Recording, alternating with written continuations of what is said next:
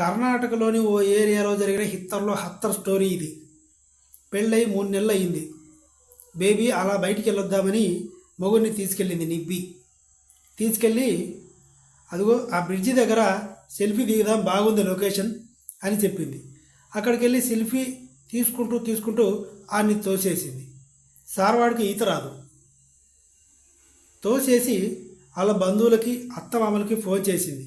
కాలు జారి పడిపోయాడు నీళ్ళల్లో బ్రిడ్జి మీద నుంచి అని చెప్పి ఫోన్ చేశాడు.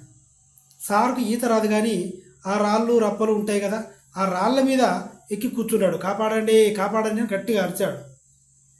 కొంతమంది సేవకులు శబ్దాలు విని వచ్చారు. వచ్చి తాళ్ళు వేసో ఆయనకి ఏదో అడ్వైస్ చేసో నీళ్ళల్లో మునిగిపోకుండా మొత్తానికైతే బయటికి లాగారు.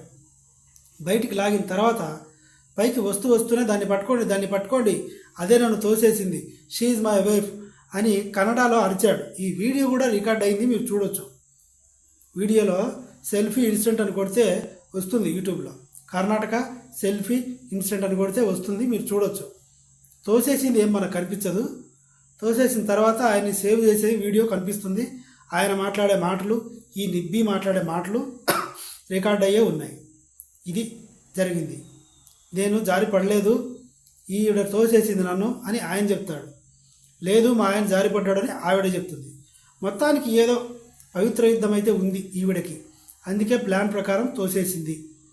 ఇది పోలీసులు ఇంకొక పెద్ద కంక్లూజన్కి రావాల్సి ఉంది. వాళ్ళే షాక్లో ఉన్నారు. ఇదన్నమాట జరిగింది. అది